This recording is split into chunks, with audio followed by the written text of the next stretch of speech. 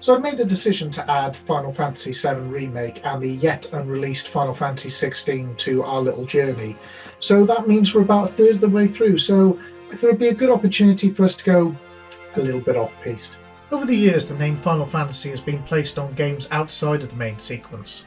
There's been games to ease you into the series, sequels and big returns. But are any of them any good?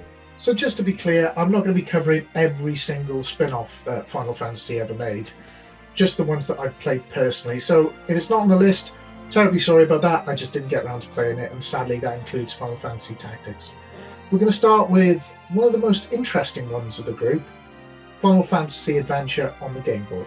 This one is a little bit bizarre, because it carries the name Final Fantasy, but also actually is the beginning of the Mana series, which, as you know, I'm kind of obsessed with. Knowing that, I kind of had to play it. In all honesty, I didn't really feel this game at all when I played it. It didn't really feel like a Final Fantasy game, didn't really feel like a Secret Mana game, which was kind of the reason why I decided to play it. That said, the reviews are very high, and having looked at some of the footage, having gone back into this, I do wonder whether I've missed a trick, so I may revisit this at some point. But as it stands, it wasn't really for me. The interesting thing about this was, though, in Europe it was called Mystic Quest, which leads us quite nicely onto. In an effort to make Final Fantasy popular in countries outside of Japan, Square Enix released Final Fantasy Mystic Quest as an entry-level RPG, which I purchased from a discount bin in WH Smith's of all places. This entry isn't looked on with a great deal of positivity. Which is a shame, really, because it had its good points. I mean, graphically it's pretty good. I mean, it's not great, but it's pretty good. And the one place where it is in the Final Fantasy excellence era is the music. Oh my god, listen to this.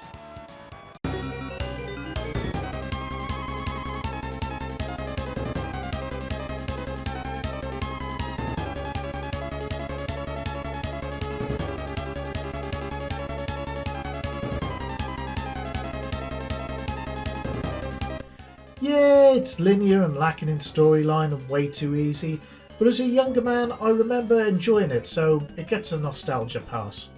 One thing that blows my mind though. So Final Fantasy Adventure is the prequel to Secret Mana, but it could also be argued, because it carries the name Mystic Quest in Europe, that it's also the prequel to Final Fantasy Mystic Quest.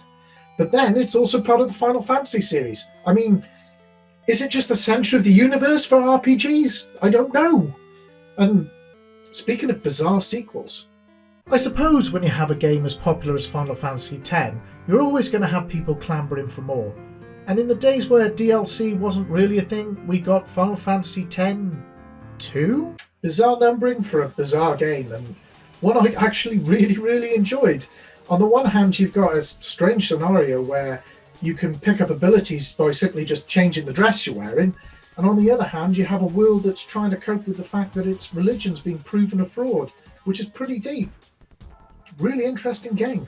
I bought this second hand after it was released, and the idiot in the store put the wrong game disc in, meaning my first playing of this game has been via the dual game remaster on the Switch. And whilst it's not as good as 10, 10-2 is a wonderful nostalgia trip. And if you haven't played it, go play it now. In my Final Fantasy VII review, we discussed the fallout between Nintendo and Square Enix, which surprisingly lasted literally only one console generation. A weird little DVD device within the GameCube later, and Square Enix were back, and they were back with Final Fantasy Crystal Chronicles. They decided not to go with one of the numbered system, but for something completely unique in itself. You can imagine my excitement at Square Enix returning. With Final Fantasy X and X-2 remaining on the PlayStation 2, Square Enix went in a completely different direction with Crystal Chronicles, making it an action-adventure, which would be an ode as to what was to come. This is another game which had pretty high reviews at the time, and I'm probably going to take a little bit of a kicking for saying this, but I just wasn't on board with it. I looked at it as a action RPG and comparable to other action RPGs at the time. So you're looking at Wind Waker and the fantastic Star Fox Adventures, and it just didn't really hold up. It kind of bored me. But one game that definitely didn't bore me was the next entry, Final Fantasy Type 0. Released on PlayStation Portable and then remastered for Xbox One and PlayStation 4, where I bumped into it, Final Fantasy Type 0 really lays the marker down for the future of the series. It has a jaw-dropping intro scene which leads nicely into a gorgeous world, awesome combat system, and a cast of characters that, whilst you don't create a mind-blowing connection with, have enough of a story to make me buy in. There we are, my little trip down memory lane for what I call my Final Fantasy oddities. They've had their successes, they've had their failures, but I think the interesting thing is if you look down the list of them from Final Fantasy Adventures all the way down to Typo, you can see pretty much the entire evolution of the numbered series, and no doubt many of these games will have an impact on the future coming Final Fantasy 16. I'll look forward to seeing you next time.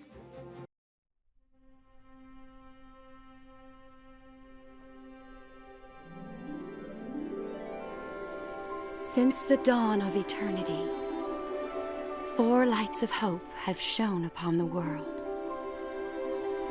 Men flock to these lights, around which they build 4 peristylia.